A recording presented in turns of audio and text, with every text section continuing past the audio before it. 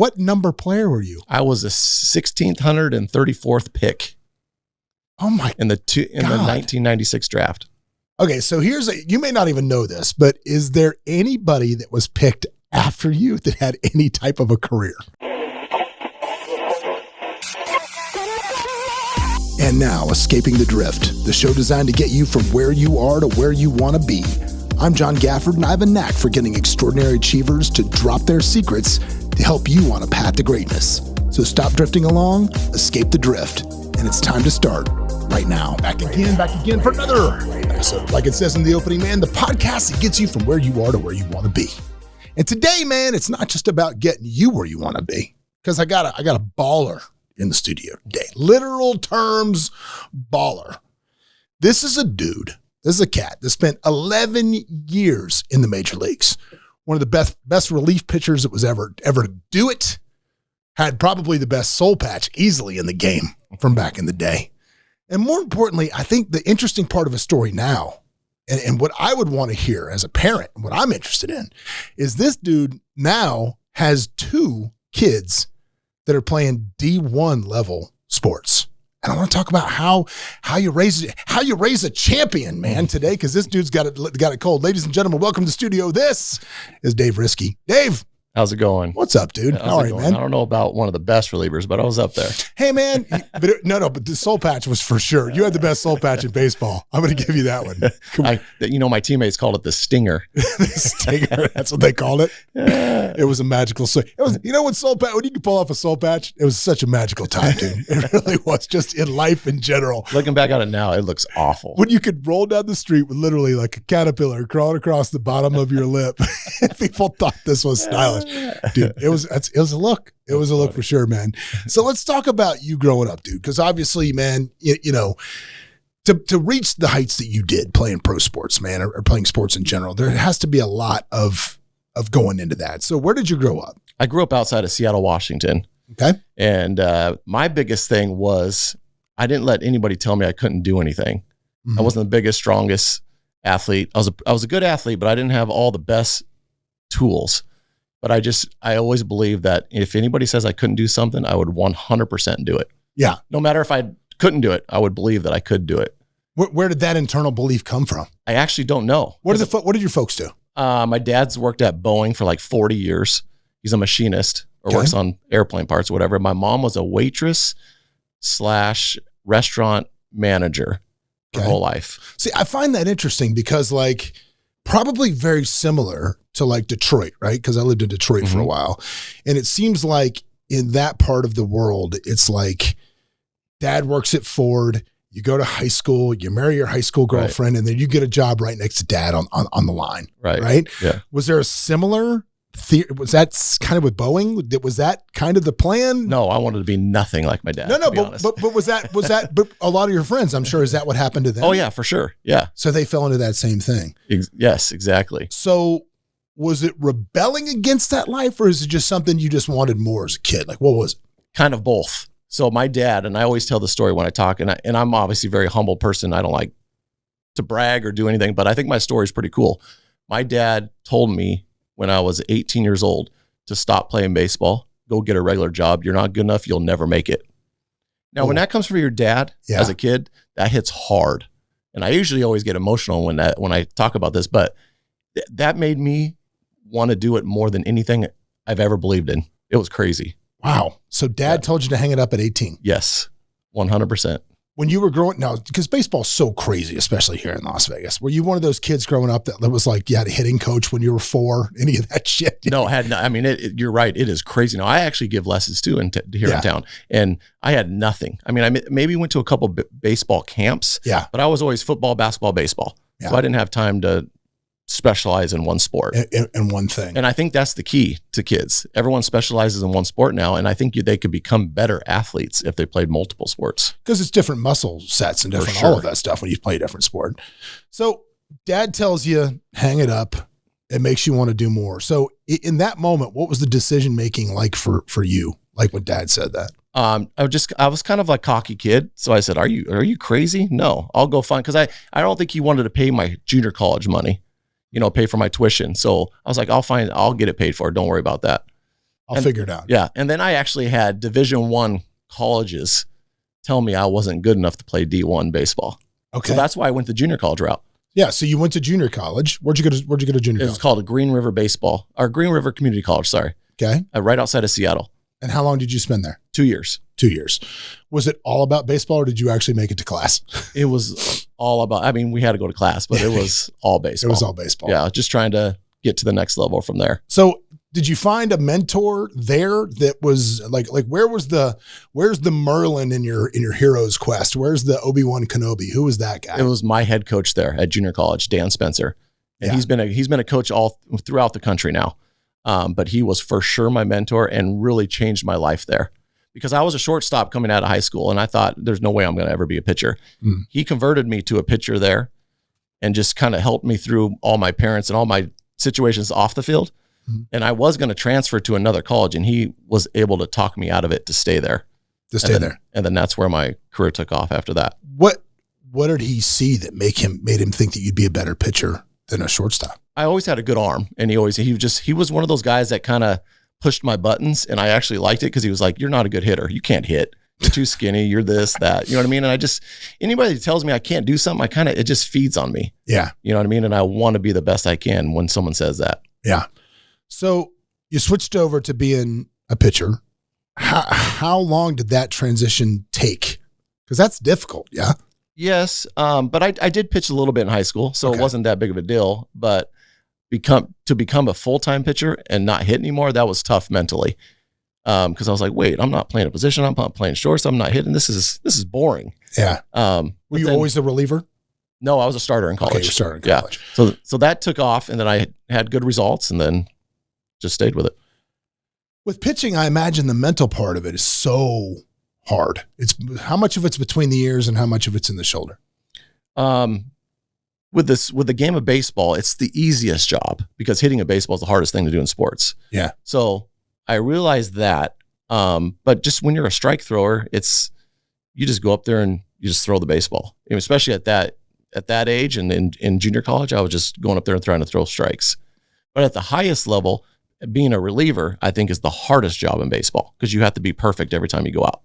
You can't give up a starter's run. You can't give up your own run. You can't blow leads. Like you have to be absolutely perfect the whole time. Yeah. Cause starters can give up runs. They can throw 7 innings, give up 3 runs and have a great start. Yeah. A reliever can't throw an inning and give up a run and it's a good outing. It's not a good outing. It's just not that. Yeah. So when you're in college, you're a starter. And then at what point do you decide to go in the draft? After my second year, scouts started coming around and my velocity was going up and they were starting to give me a lot of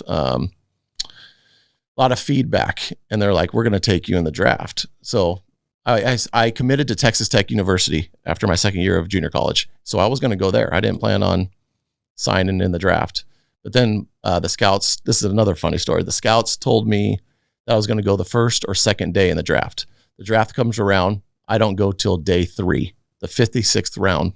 What is that? Okay, so let's talk about that, dude. Because you see that on TV, right? You see that in the NFL draft where you see those poor bastards that make the trip to wherever it is and they're sitting in the green room and the phone don't ring, buddy. So what was that like? I mean, and I was in no green room. Like the third day, it's just like maybe draft for favors or kind of fill roster spots. Back then, my story wouldn't even happen this year because nowadays because there's only 20 rounds.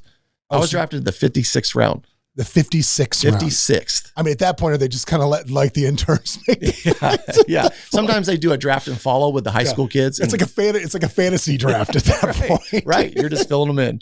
Yeah. We select Gandalf because maybe he can pitch. I don't know. Right. So the 50s, what number player were you? I was a 1634th pick. Oh my! In the 1996 draft. Okay, so you may not even know this, but is there anybody that was picked after you that had any type of a career? I don't think so. But there's 3 of us and it could have changed, but this is when I was playing, when I got called up to big leagues in 99. They always talked about this because it was a big deal, but there's only 3 of us that were later than the 50th round that had 10 years in the big leagues. Yeah. It was me, Mike Piazza, and I could be getting the next Jeff Conine, I think. I don't know if you remember that name. Okay, He was an outfielder for a long time. There was literally only 3 of us. That is insane. Yeah. And so the GM that picks you there looks like a genius. Yes. But let me go back to when I got drafted the third day. I was pissed off. I was like, if I don't go on the first and second day, screw the draft. You know what I mean? I'll go play at Texas Tech. I'll go play at Texas Tech and then hopefully get better there. And then I was sitting there going, the scouts were coming up to me and they were like, you know what? We're drafting you as a favor. I think one of the scouts said, he goes, you have no shot of making it. I'm just doing it. It was a dick. And I'm sitting there going, wait, what? I'm 18 years old listening to this. And I'm like, what is going on right now? I keep having these people come into my life and like sit there and tell me I can't do something. Well, I ended up signing and went to spring training and I made it to the big leagues in 2.5 years at 22 years old. But at 18, it's like, here's the thing, right? Like you see, like, I think I just turned 19 then. But like, look, I have no frame of references because obviously nobody's ever recruited me to do much of anything, really. But you watch like Moneyball, right? Where he talks about, you know, in the movie anyway, you know, Billy Bean's experience where he's like, you know, being mind fucked essentially by the scouts when he was a young kid. Yeah. And that's real. That happens. Yeah. Yeah. Oh yeah, for sure. I mean, I think he was the scout was just being a dick. You know what I mean? Like, I just think he was just like, well, anyways, I got called to the big leagues and he tried to call me to say congratulations because I think they get a big bonus or something if one of their players guys works out. Yeah. And I answered the phone and he said, hey, congratulations. This is Steve Avila. I go, don't you ever call me ever again. Click, and hung up on him. I'm done. Yeah. So, dude, taking that, you know, it's funny. One of the things that I love to say is you got two choices when negativity happens to you in your life, man. It can either be fuel or it can go in the trunk or it can go in the engine. For sure. It's either going to be baggage you're lugging around or you can use it as gas to power the engine. And when I was younger, it was always gas.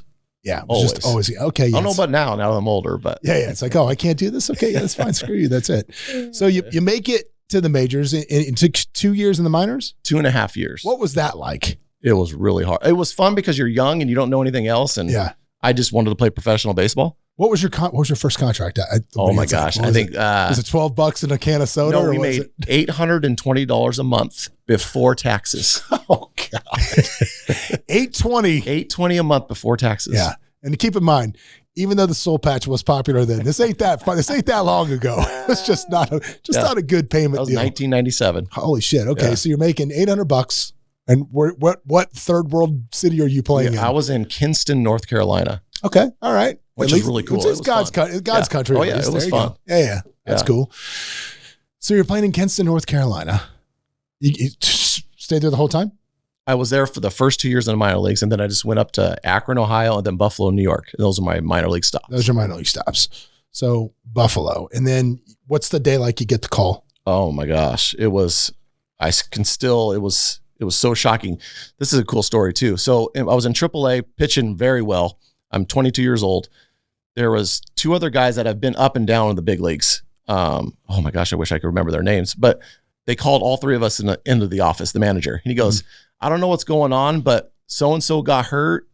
One of you 3 are going to the big leagues tomorrow. And I'm sitting there going, how are you going to call us in there and say one of you? That, yeah. I'm 22. These guys have already been to the big leagues. You know what I mean? So I'm like going, what the heck?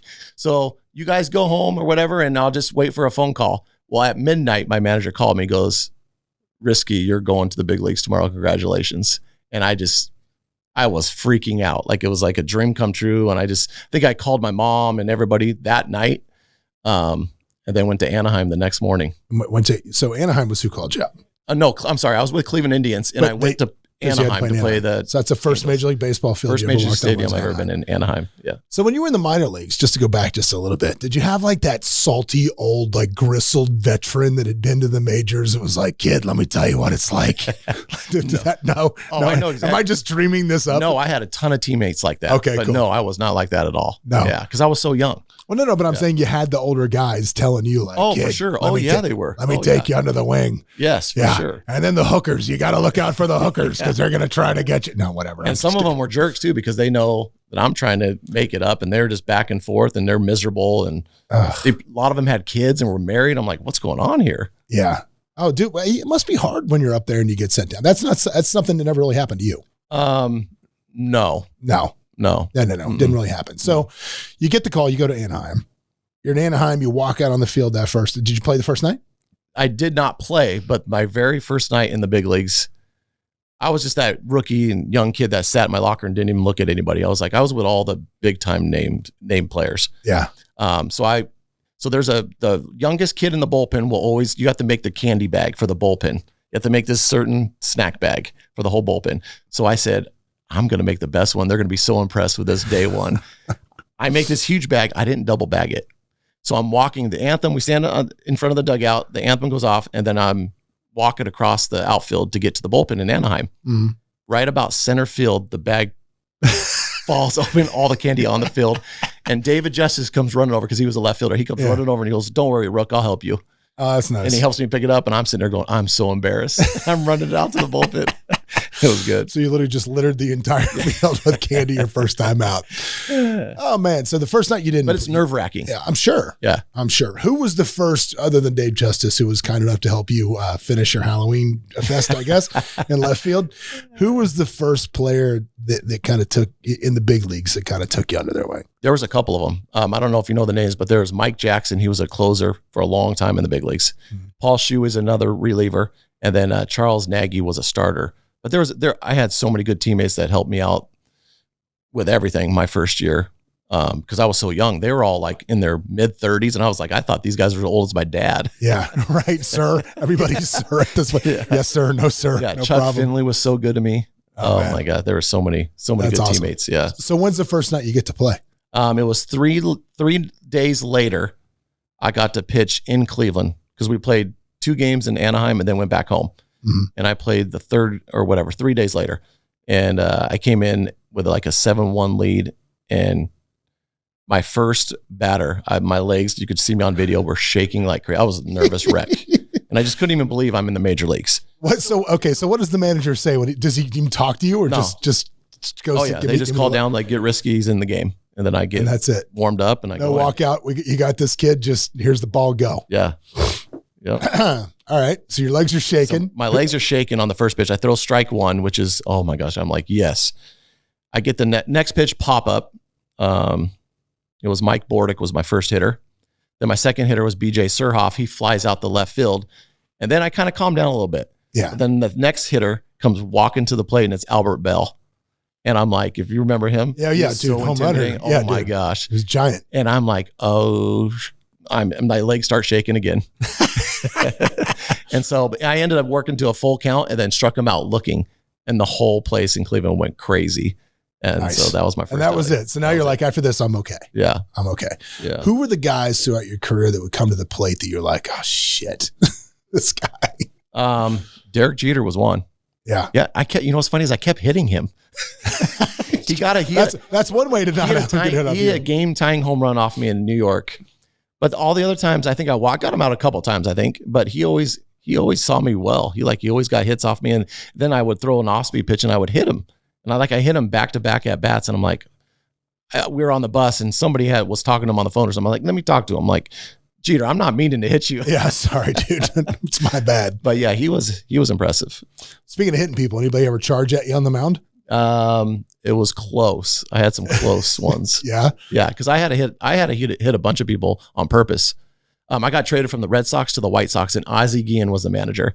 My very first outing, one of our players gets hit and they call down, get Riske up. And I'm like, I know it. Cause I'm kind of 7 years in then. So I knew what I was supposed to do. Yeah. And, do they tell you that or is that just it's kind of, but not really. Kind of unspoken. Yeah. Right. Yeah. You just kind of know. Yeah. And the bullpen coach is like, Riske, you know what you're doing? I know exactly what I'm doing. Yeah. I'm going to bean this guy. So I went in and first time pitching for the White Sox, first time in the uniform. I just get traded and I got to go in and hit this guy.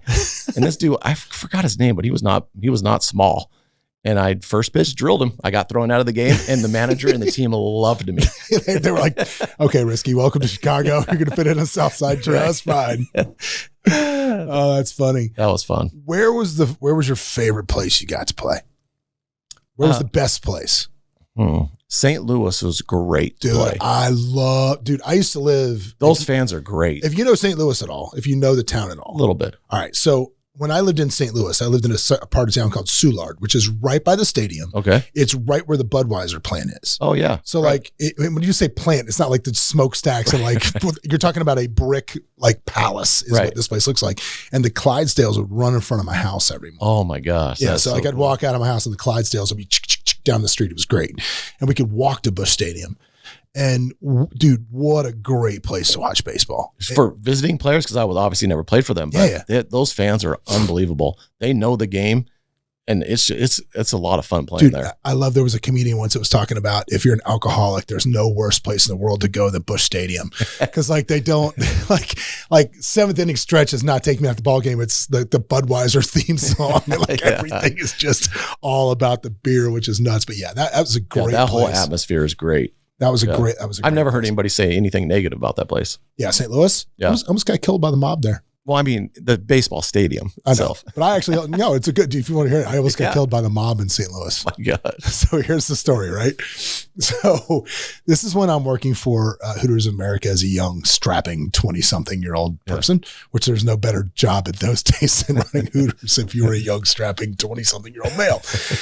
And anyway, so I had gotten transferred from where I was in Manchester to South County, which is another store that I took over. Right. And my girlfriend at the time, because you couldn't work in the same store with your girlfriend, had been working at South County. And South County in St. Louis is kind of notorious for a little mobbed up. The mob is a real thing there, right? And so this old guy, we'll just call him Jay, because that was his name. I'm not going to say his last name because who knows, he might have relatives and somehow they'll listen to this shit. But no, this dude Jay was old guy. It was like 60s. I was going every day and see my girlfriend, right? Loved her. And then when I got transferred down there, she had to go to a different store. He didn't like that, right? So he started going up to the other store where she went. And he's like, oh, you got to get rid of this bum. Come back down. I'll take care of you, blah, blah, blah, blah, blah. And she's telling me this old mobster is telling her all this shit. So I'm like, all right. It's like my first week there. And I'm sitting there and I see him come in and sit down. I'm like, oh, okay. All right. I know who this dude is, but I'm going to kind of avoid him because that's just, I figure he doesn't want to talk to me. I'm just going to do my job. Right. So I'm doing my job and he sits down and I walk by him at some point and he grabs me by the arm, like fucking grabs me, like not like excuse me, but like manhandles him a little bit. And I'm like, whoa. And I look over and he's like, what the fuck? I've been here for an hour. You don't stop by and say hello to me. You show me no respect. You disrespect me like this, blah, blah, blah, blah, blah. And I'm like, whoa. I'm like, Jay, I'm really sorry. I was under the impression you want to talk to me. I was just trying to give you some space and do your thing, right? I'm just trying to just do my job here. That's all. I have no disrespect, right? I was just trying to be nice. So I get out of that and I go in the back. And the restaurant was like a V-shaped, right? Where the kitchen was in the middle and then the restaurant went this way and then went this way and the door was over here. Yeah. So and the kitchen's here in the middle, like kind of like a baseball field, right? Yeah. So I'm in the office and I come out of the office and I walk into the kitchen. I look up and now his sons are in the restaurant. Right? Like 4 of them. And these are dudes that let's just say they don't care about going to jail. I'm like, oh shit. And dude, it's like 6:00 on a Tuesday. This is not like midnight. It's like families in the restaurant, like little kids coloring on eating hamburgers or whatever. And these dudes lose their shit. And they start going, you disrespect our father, you disrespect our father. We're going to stick your fucking head in the fire. And they start coming. Right. And I'm like, oh my God. So I'm in the middle of the kitchen between 2 dudes. And luckily that my cooks were there were bouncers. They were huge dudes. They were bouncers part-time at a bar in the landing called Boomers. So they were huge. So they were kind of protecting me. I'm standing in the middle of them and these dudes are coming into the kitchen. And I'm like, they're like throwing pictures at me and like, we're going to stick your fuck. I'm like, and all I could say was call 911, call 911, call 911. Right. The cops show up, load all of them up and take them away. I call my boss who is from St. Louis and very aware of who these people were. And I said, I said, this just happened. And she's like, you can't go back to the restaurant. She's like, I'll call you back. Oh my gosh. Dude, they moved me to Atlanta the next day. Holy. They're like, no. My boss called like our boss and was like, you don't understand. Like, this is real. This dude cannot stay in St. Louis. He's got to go tomorrow. And I moved to Atlanta the next day. Oh my God. It was wild. So yeah, almost got killed by the Mafia in St. Louis. Never heard anything since then. No, not till now. When somebody says, you know that fucking Hooters guy? I heard his podcast. I heard the podcast. I know where he's at. No. See, yeah, that's part of the wilder days. But back to you, Dave, after that little segue into nowhere. So when you were playing in the major leagues, was there anybody that they just would come to the plate and you're like, this dude, like I'm just going to stick it right up this dude's craw? Like did well against, or didn't like, so I wanted to get him out. You were like, this guy. Here comes this guy. Yeah, there was probably a few of them. Yeah? Yeah, I'm trying to think of names right now, and I'm kind of blanking, but there were some players that just didn't play the game the correct way. Yeah. Or the way I liked. So you want to get those players out so bad. Yeah. So bad. And I can't think of the names right now. Who was the best teammate you ever had? Probably CC Sabathia. Mm-hmm. I had so many good ones. Bob Wickman was a good one. What made him a good teammate?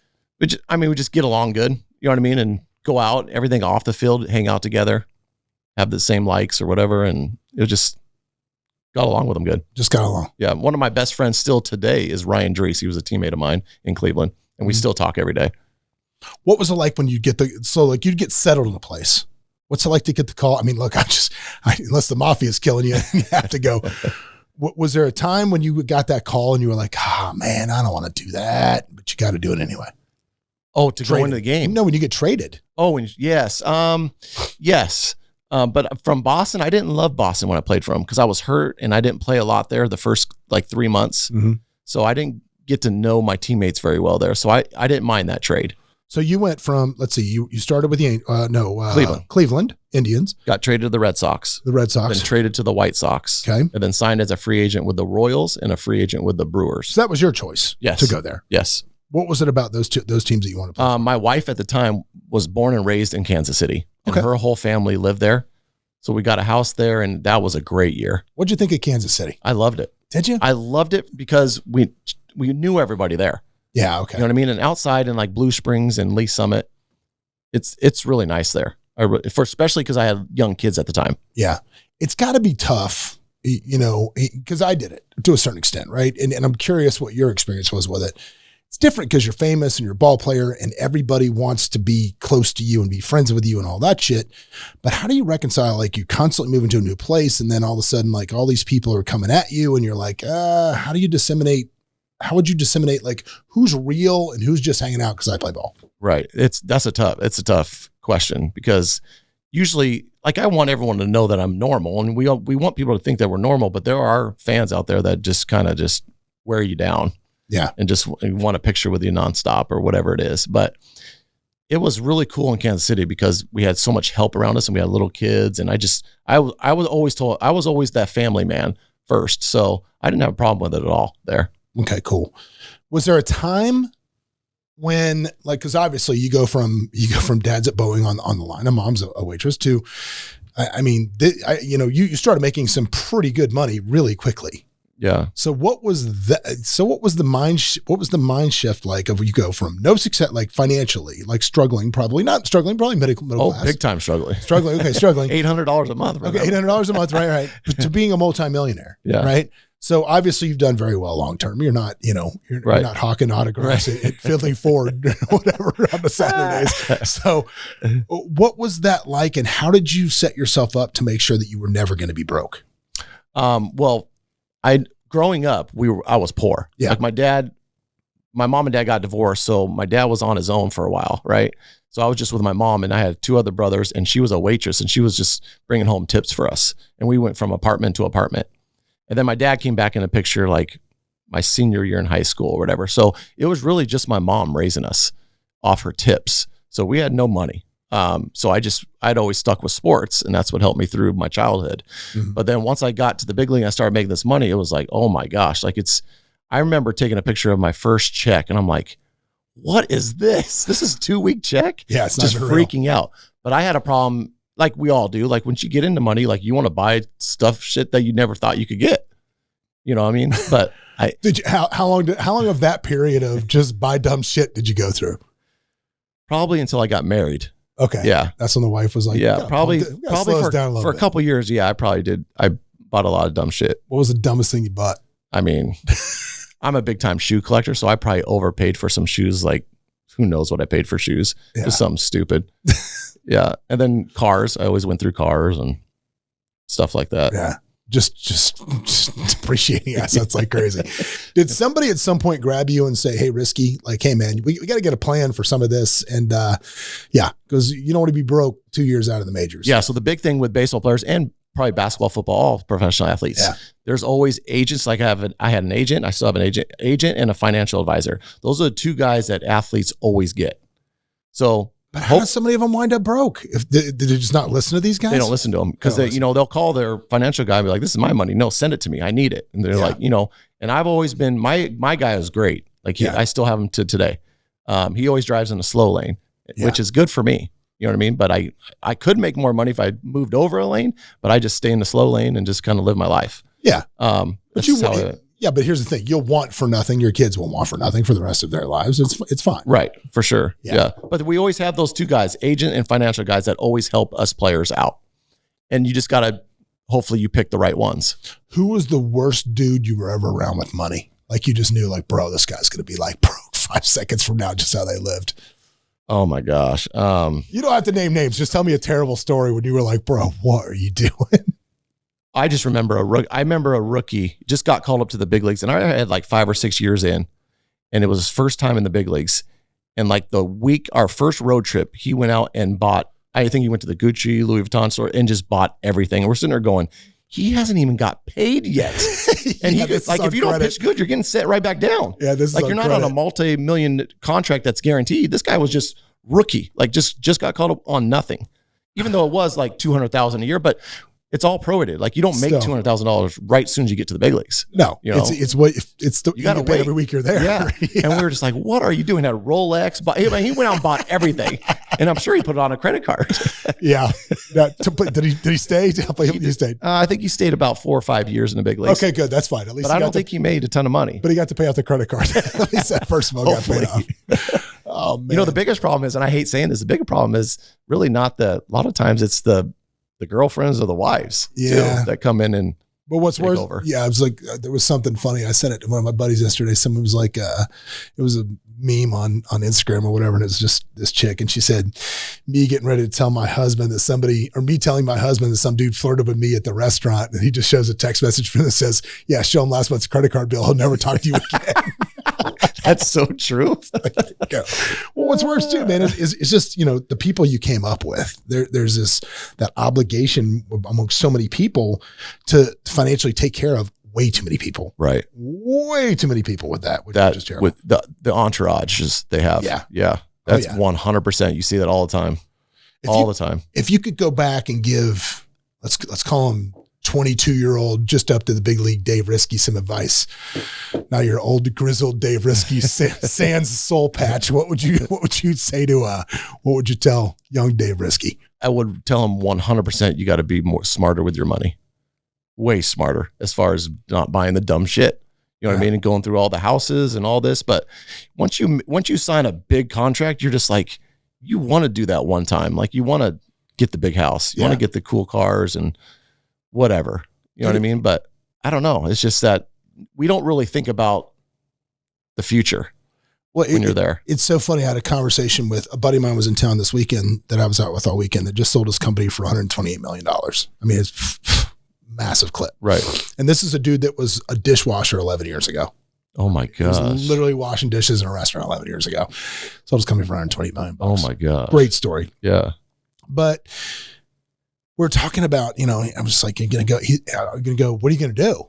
Right. Cause like, I'm just, my big question was cause he came to Vegas and I said, how much you going to play? Like, what do you play now? Right. I mean, how much cause gambling's only kind of fun if it really kind of matters a little bit. Right. It's gotta, and he's like, no, I'm just going to play $25 a hand. That's it. And he did, dude. And he did. That's all he played. And it was funny, but we were talking about all the stuff, the Gucci, the Rolex, all that shit. And he's like, well, who's that for? It's not for me. I don't give a shit. It's funny. Like, my buddy Brad Lee said, it's, I don't wear a Rolex to tell me what time it is. I wear a Rolex to tell you what time. Oh my gosh. I love that. I just heard that saying somewhere else. Yeah. And at some point though, when you get enough money, you don't need to tell anybody else what time it is because you just don't give a shit anymore. No, for sure. Yeah. Which is funny. So let's move on, man, because, look, he had a great career in the majors and it was a very impressive career to be there that long. And especially when you're starting from you were beyond Mr. Relevant. You were literally in the intern draft. Oh, 100%. Like, yeah. What do you guys think? I don't know. Ask mom. Mom, risky? I mean, yeah, risky. Yeah. It's a risk. I like it. Okay, yeah, risky. Break it up for sure. Yeah, it's crazy.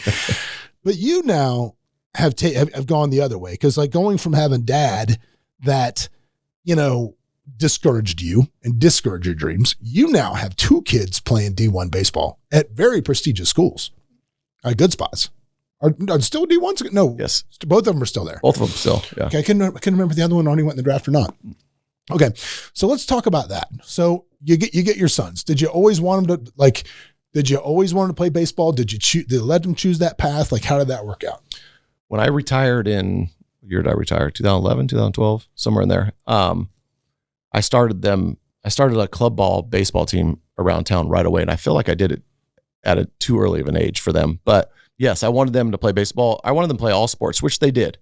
But if I could go back and change something, I wish I could have. I wasn't so hard on them. Or some people say that's what made them better. Yeah. But I was a very competitive, hard dad with them.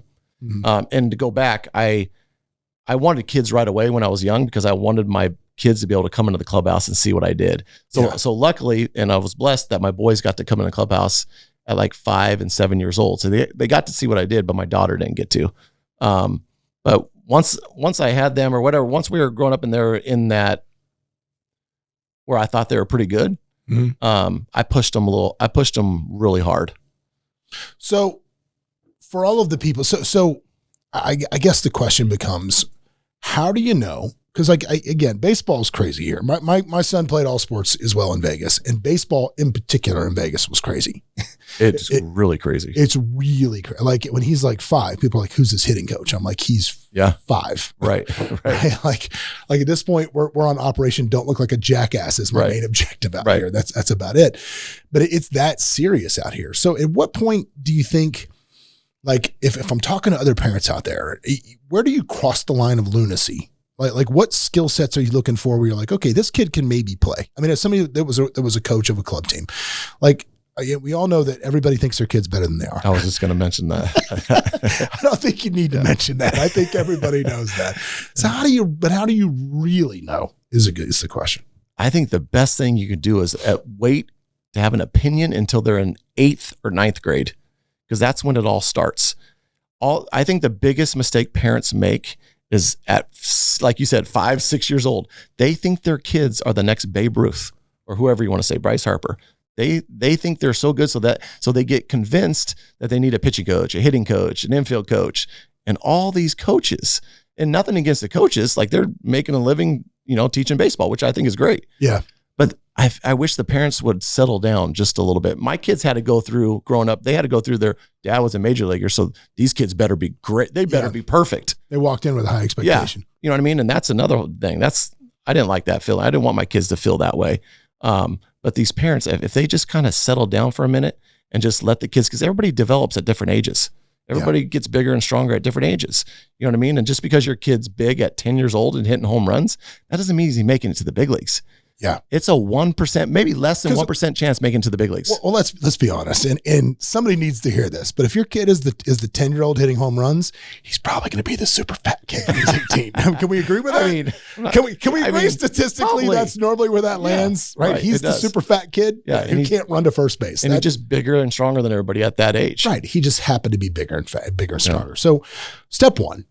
Don't have an opinion until 8th or 9th grade. I like that. Just enjoy your kids. Enjoy your kids. Be a cheerleader on the side. You know what I mean? Just be a cheerleader of your kids and just enjoy them.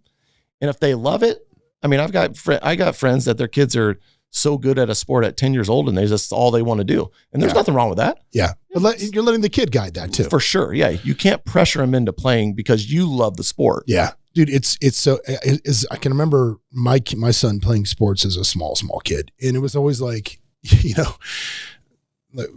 soccer was always like the vibrating football sets. It was just like a mob of little 4-year-olds chasing the ball around, but it was always funny, right?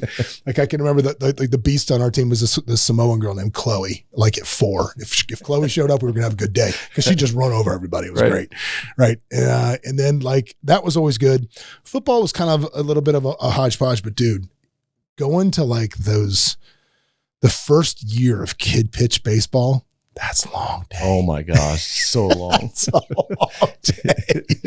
Like, and even then, here in Vegas, you had kids with $500 bats. It's like, bro, you're going to see 3 good pitches all season. It's exhausting watching, especially someone that knows the game too. And you're sitting there going, oh my gosh. Ball 12, ball 14, ball 18. Yeah, it's a long day.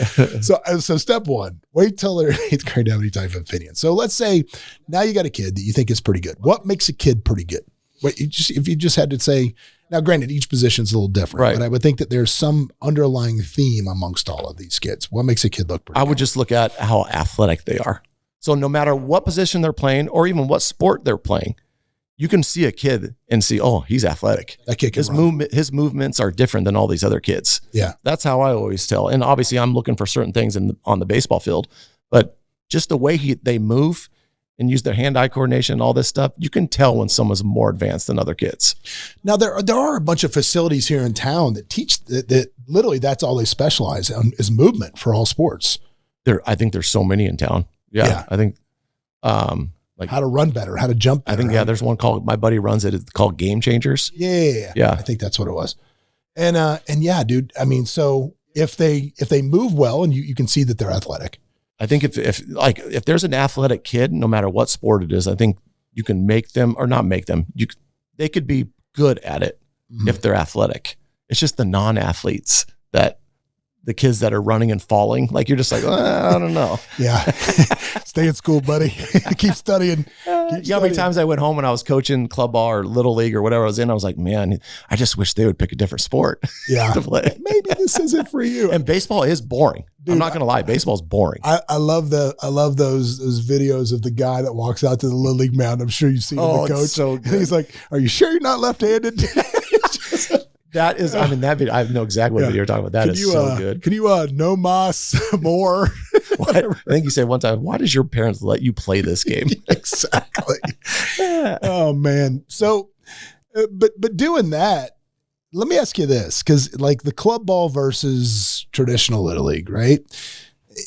What is the advantage of the club ball versus, because dude, that stuff, and we played club lacrosse and it was all encompassing. Yeah. I mean, it was every day, every weekend, every something. Is that good for a kid? I don't think so. And I had my kids do it, but we didn't do it all the time. It was like maybe one tournament a month, which is still a lot. Yeah. But playing club ball and spending all that, we always joke about it, me and my buddies are like, all the money we spent on club ball and all these parents that spent on club ball could have paid for college. Yeah. You know what I mean? You could have paid for it. You could go to college anywhere. You could have paid for it. The thing I find so interesting about so much of those club sports is they're really all-star teams. And if you're playing a sport, and I don't know how much of this baseball plays into, because a lot of it is really an individual, being good at your individual position, right, being able to play in that. But, my experience with lacrosse it was funny.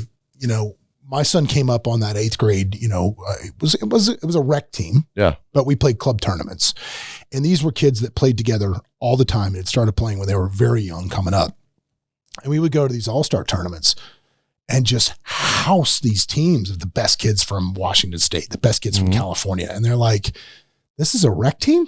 Right. And you're like, yeah, that they just play together all the time, every day. They don't play on 8 different teams with 9 different guys. Right. Yeah. So they know what they're going to do. It's that continuity, I think was a lot of it.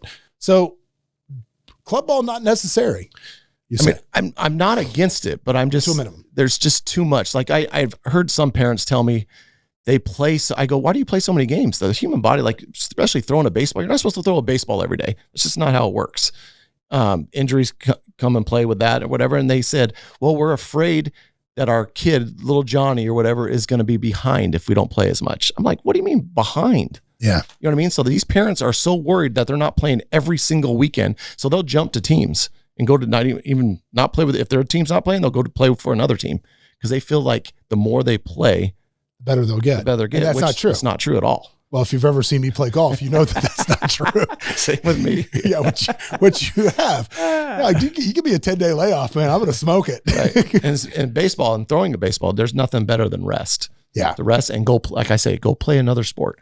Yeah. Go play rec basketball just for fun as a kid. And because you're developing a whole other Oh my gosh, set. you're developing so much more. Well, it's funny. There was that story like when Michael Jordan went from playing basketball to playing baseball, his trainer was like, we have to train completely different because we have an entirely different set of muscle groups we have to work on that are dormant with what you do now. Mm-hmm. And so, yeah, that's probably true. So when you get to high school, right, how important is the selection of the high school team? How important is that? This is as far as getting scholarships. I mean, how important is it to make sure your kid is on the right high school team? So I've been on both sides, parent and a coach in high school. So I'm kind of in the middle of all of it. So I've always tended to want my kids to go to a better team or where there's better players, even elite players, because I think if my kids are not elite, I think they could get better. I was always against going to a high school where they're terrible and then you being the best player on the team. Yeah, you don't get any better. I don't think you can get better that way. But so many people play summer ball, and summer ball is very important because that's when you get seen by all these college coaches. So the high school is not even that important. It is. I love high school baseball. It is, but the college coaches cannot go and see them play in high school because they're working. Right. So that's the tough part. So summer ball is you get looked at and you get recruited way harder in the summer. So where is summer ball? How do people get their kids into that? There's so many different teams, especially in town here. Oh my gosh. There's so many different teams. And then like my kids would travel outside of state and they'd go play in Arizona for a team. They'd go play in Ohio for a team, Utah for a team, and they would just travel that way. So how did you get them connected with those teams? Well, it's almost like these summer ball teams, coaches, they kind of recruit. Okay. So they'll know if somebody, they'll see video of somebody or seen them play before, and they'll call me and like, hey, can your son play for us this summer? And they kind of reach out. Let's say you live in a weird sort of place like Saskatchewan, Canada, whatever. Right. Do you just send stuff out to these guys? Yeah. Nowadays there's so much video out there. So now you just send your video or you just make calls if you want to come in the state, like you come in the States and play or whatever. But my kids played a lot of Canadian teams that would come over and play. Did they? Yeah. Yep. Okay. So let's talk about now you got a point. So you're playing summer ball, which is where you really get noticed. That's where stuff starts to happen. Right? Yes. But I think high school baseball is great and you can still get noticed. A lot of pro scouts go to the high school baseball if there's a kid that they're there looking at. Word gets out pretty quick if the kid's that exceptional. For sure. Yes. Like, cause again, I think for most people, I think that dad who was getting the hitting coach for the 5-year-old, I think it's not necessarily his goal right away is to get that kid drafted out of high school into the majors. He's trying to get him into college. Right. I think that's what most of us as good parents want for our kids is for them to get into a good school. Yeah. And I would hope that parents their first option should be like, let the kid enjoy the sport. Yeah. You know what I mean? Don't force it on him because it actually happened to me. My oldest son was, and I can say this now because he's in college and he's a pitcher, but shortstop wise and defensively was unbelievable. And I would never say this out loud to him and let him hear this. You know what I mean? This is the kind of dad I was, but coaches from around town, defensively, he was unbelievable, but he didn't hit. He didn't like to hit. He didn't want to get better at hitting. He was just not a very good hitter. So he became a pitcher. Can't play shortstop if you can't hit. Right. So he became it. And now he's pitching in college right now. Yeah. But I'm just like, you know what I mean? You just can't. And he actually stopped liking baseball. I think he took baseball off from 9 to 12 or 9 to 11. He stopped. He's like, Dad, I don't want to play baseball anymore. So I felt like I almost like got him to hate the sport. Dude, what was that like? Oh, I was crushed. Absolutely crushed. And that was my biggest fear, like me pushing them too hard in the sport and then them not wanting to play. But after the fact, and even with my younger son, I was just like, you guys can do whatever you want. No, I'm just thinking about, what I think it was Bill Burr that said, it's like you want to push your kids like Michael Jackson. You want to push them just far enough to get the Thriller album, but not so far that they molest kids. Like there's a line you got to have right there somewhere about how hard you push. Like I wanted them to be tough, you know what I mean? And competitive and tough. Yeah. And they are. But I was a little overboard with my oldest son. Tell me about a conversation you would have had with one of your kids. I mean, 11, 12, that's kid stuff. I'm talking about, tell me that conversation at 17, 18 when they're like, Dad, I think I might want to quit. What's the conversation like? I didn't get that, but okay. That would be awful. Like, I don't even know how I would respond to that because baseball was my life. That's all I know is baseball. Yeah. You know what I mean? So, and knowing all the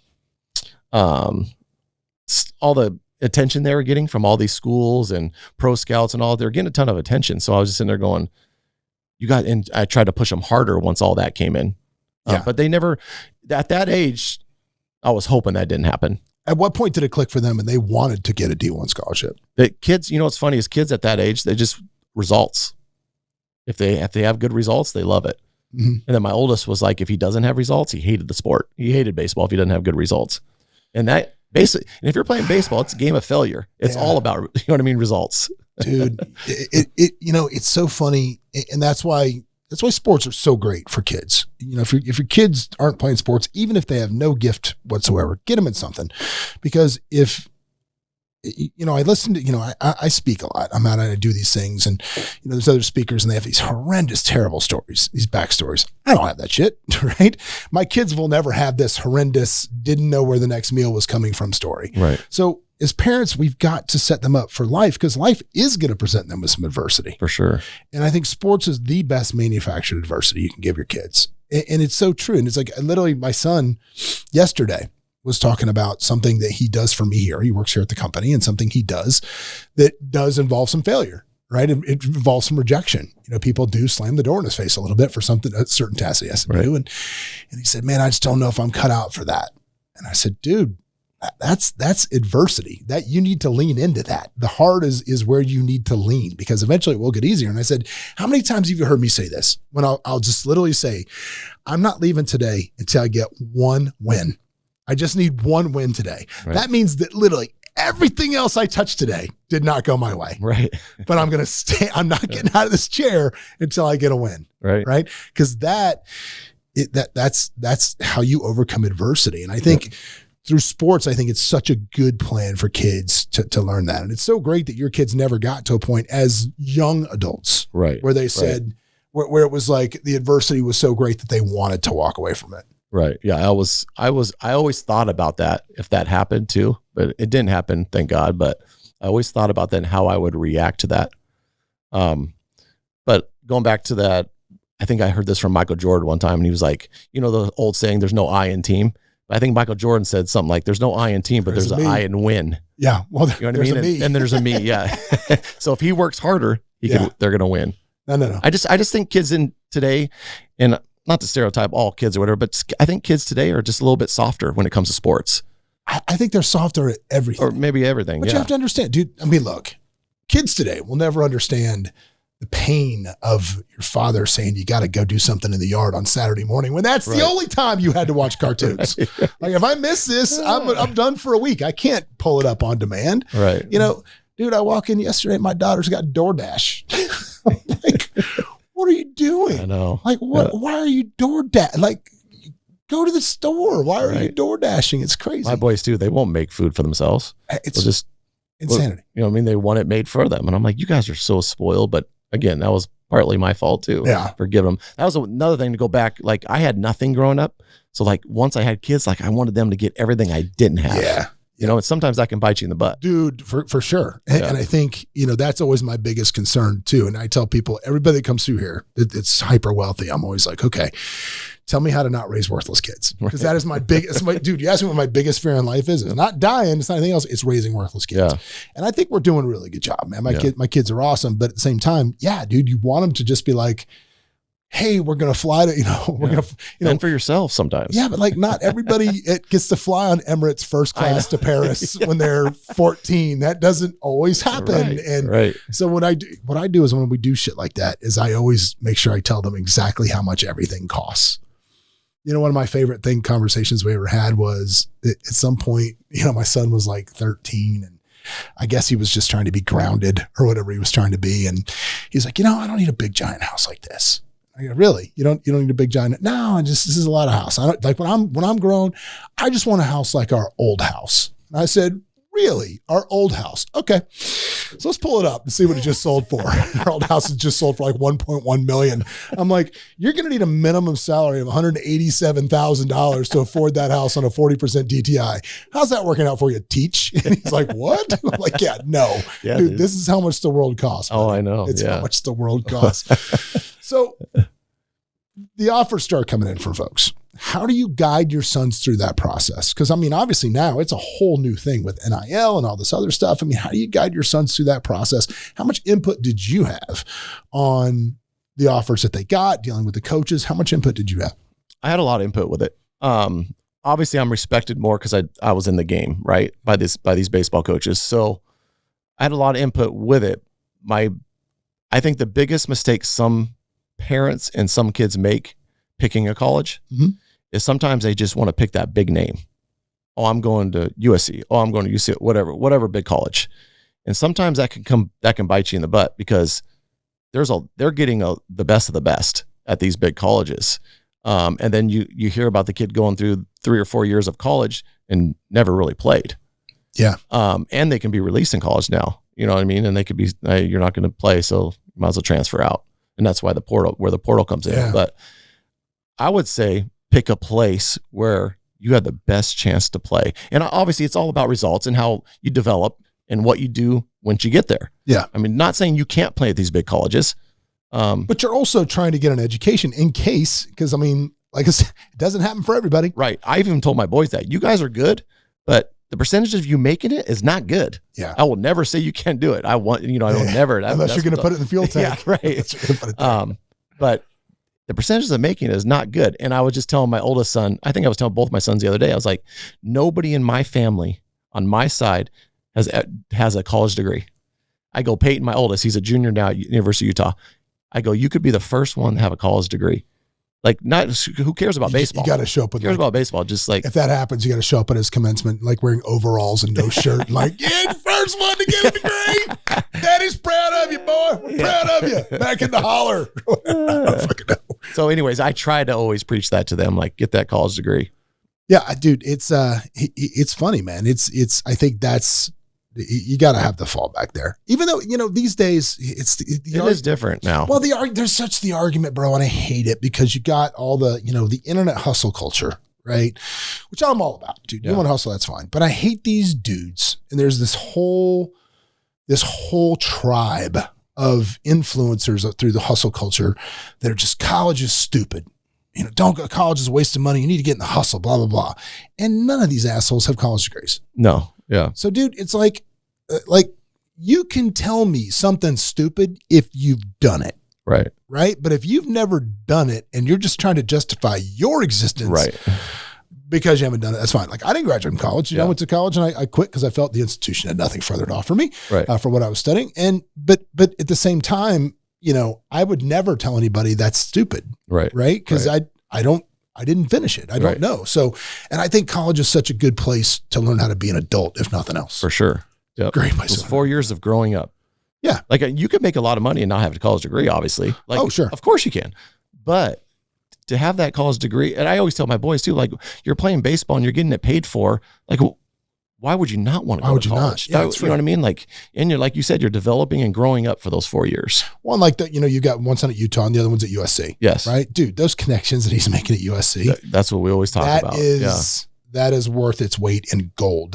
Dude, for those of you who are listening to us on the East Coast, you got to understand, USC is like the financial mafia on the West Coast. It really is. Yeah. Those That's what people, everyone tells me. Yeah. Those folks all run together, and it is a fraternity of sorts. Yes, for sure. And so, I mean, like, honestly, like your business here, like, if you went to USC and my kid, you didn't know him, he came in and did a job interview with you and said he went to USC. Isn't that a big deal? In. Yeah, he's in. Right. Oh yeah, you're in. Yeah, for sure. Yeah, we're going to see taking Hayden. We're doing all the California schools in 2 weeks. We're going to do UCLA, USC, Stanford in 3 days. Oh, that's awesome. All those schools, because those are the three he's narrowed down to. Yeah, he's narrowed down to on California. So yeah, obviously not athletic scholarship. We don't have that. We didn't get that gene, but he got the brains, I guess, from his mom. Yeah, so right. We'll lean into that. We'll into that one. Well, what do you think the biggest mistakes our parents make when trying to get their kids to college, as far as on scholarships through athletics? I think at times they can want too much. You know what I mean? Like, oh, my Johnny is so good. He has 10 home runs, this, that. He needs full ride. You know what I mean? We can't pay for anything. And there are certain situations, parents, they can't pay for college, right? So I get those things, but, like, I think it just goes back to, like, you can't think your kid don't think they're so good. I'm not making sense, but, like, you know what I mean? Like, just come back a couple levels and just, you know what I mean? I don't even know how to say it. Like, don't think your kid is the best and should get the best. Yeah. I just think you need to be more humble with it and let your kid just go through it on his own. Yeah. Well, dude, man, good talk, brother. Yeah, that was fun. If they want to find you more, how do they find you? Where can they find you? I mean, I'm on Instagram. On the gram. I really do a bunch. Don't do a lot. Don't really do a lot. See, this is where I'm gonna make Dave make a course. I'm gonna make him make a course to help parents get their kids into D1 schools. I think the information that you have in this arena is invaluable, and I think it's just something people should have. So yeah, and I can work on this even more. This is like the first podcast I've ever done, so I'm not as smooth, and I'm gonna. You know what I mean? Like, well, look, I think if we've learned anything from today, like if you can take anything away from today, it's even if somebody played 10 years in the big leagues, was an elite level athlete for the majority of their life, you can host a podcast and still hit a golf ball 40 yards farther than they can. Because I do it pretty consistently, I'd like to say, where he actually accused me of being on steroids last time he played. Yeah, you hit it like 400 yards. I know I'm not on steroids, but thanks for asking. That's all we need to do. Anyway, guys, listen, man, I hope you got a bunch out of this. If you have kids today, man, they can be great, but you got to give them an opportunity to do so. And so can you. Give yourself a chance. We'll see you next time. What's up, everybody? Thanks for joining us for another episode of Escaping the Drift. Hope you got a bunch out of it, or at least as much as I did out of it. Anyway, if you want to learn more about the show, you can always go over to escapingthedrift.com. You can join our mailing list. But do me a favor, if you wouldn't mind, throw up that 5-star review, give us a share, do something, man. We're here for you. Hopefully you'll be here for us. But anyway, in the meantime, we will see you at the next episode.